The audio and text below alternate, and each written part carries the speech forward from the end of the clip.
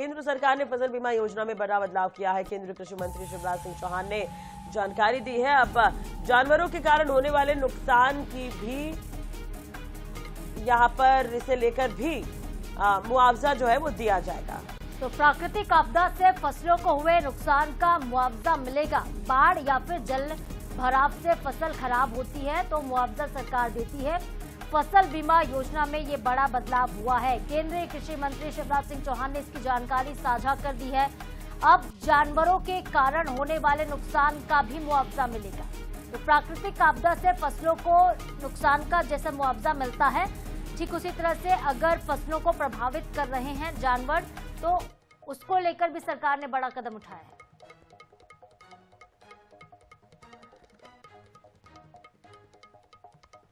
बहनों और भाइयों, प्रिय किसान बहनों और भाइयों, नमस्कार। आज एक खुशखबरी दे रहा हूं आपको।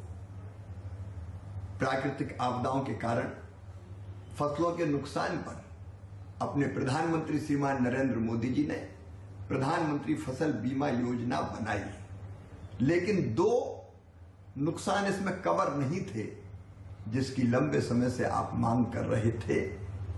एक, जंगली जानवरों से होने वाला नुकसान, और दूसरे, अतिवृष्टि के कारण, बाढ़ या जल भराव के कारण फसलों को होने वाला नुकसान। अब मैं आपको प्रसन्नता के साथ ये सूचना दे रहा हूं कि ये दोनों नुकसान भी फसल बीमा योजना में कवर कर लिए गए हैं।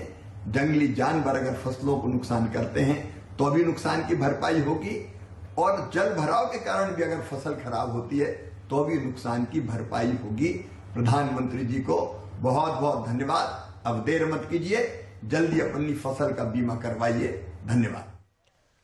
ब्यूरो प्रमुख अनुराग मालवीय लगातार हमारे साथ जुड़े हुए हैं। अनुराग, किसानों के लिए ये खुशखबरी ही है। कई बार देखा जाता है जंगली जानवरों की वजह से किसानों की फसलों को नुकसान होता है, लेकिन सरकार की तरफ से ये कदम उठाए जा रहे हैं, तो बेहतरी किसानों की होगी। इससे पूरी जानकारी देखिए, बिल्कुल निश्चित रूप से बहुत महत्वपूर्ण और जरूरी था, क्योंकि सिर्फ इससे किसानों की बेहतरी नहीं होने वाली, जंगली जानवरों की भी होने वाली है। हमने मध्य प्रदेश में काफी घटनाक्रम देखे हैं, खासतौर पे बांधवगढ़ या बाकी के टाइगर रिजर्व के आसपास, जहां हाथियों की संख्या ज्यादा है, वहां पर करंट लगा दिया जाता था कि जानवर आएंगे तो उनसे नुकसान होगा, उनसे बचने के लिए, और उसके कारण जानवरों की मौत होती थी। क्योंकि फसल का बीमा नहीं मिलता था तो किसान बहुत आक्रोश में होता था, बड़ी संख्या में वाइल्ड जो है डैमेज हुआ है। एक तो ये, और ये बहुत जरूरी था, किसानों को इस तरह के नुकसान की भरपाई नहीं होती। लेकिन दूसरा बहुत महत्वपूर्ण है, दूसरा तकनीकी रूप से इसलिए बहुत महत्वपूर्ण है क्योंकि अतिवृष्टि से जब फसल आड़ी सीधे होती थी उसका तो मुआवजा मिलता था, लेकिन ज्यादा नुकसान होता है जब अतिवृष्टि के कारण जल भराव होता है, फसल पूरी तरह खराब हो जाती है। क्योंकि फसल आड़ी होती है, कम होता है, लेकिन पूरी तरह से फसल खराब होती है, दाना काला पड़ जाता है, ये बड़ा नुकसान होता है, और ये अभी तक शामिल नहीं था।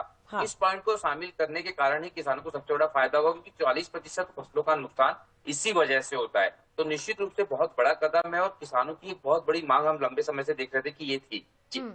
अनुराग, एक छोटा सा सवाल है कि ये नियम कब से लागू हो जाएंगे, कब से लाभ मिलना शुरू होगा किसानों को? देखिए, इसी कैलेंडर ईयर से, यानी कि एक तरह से लागू हो गया। फसल बीमा की रजिस्ट्रेशन शुरू है, और अब जो भी रजिस्ट्रेशन कराएगा, यानी कि इस पूरे कैलेंडर ईयर में अगर पहले भी रजिस्ट्रेशन हो गया, क्योंकि तकरीबन 20 से 25 दिनों पहले से रजिस्ट्रेशन जारी है और ये रजिस्ट्रेशन लगातार जारी रहते हैं। अब जो भी नुकसान होगा इसके बाद आने वाली तारीखों में, उन सब की भरपाई जो है किसानों को मिलेगी, इन 2 कंडीशंस के साथ भी। ठीक है अनुराग, आप बने रहिए हमारे साथ। कुछ और खबरें जिस पर आपसे जानकारी हम आगे भी लेंगे।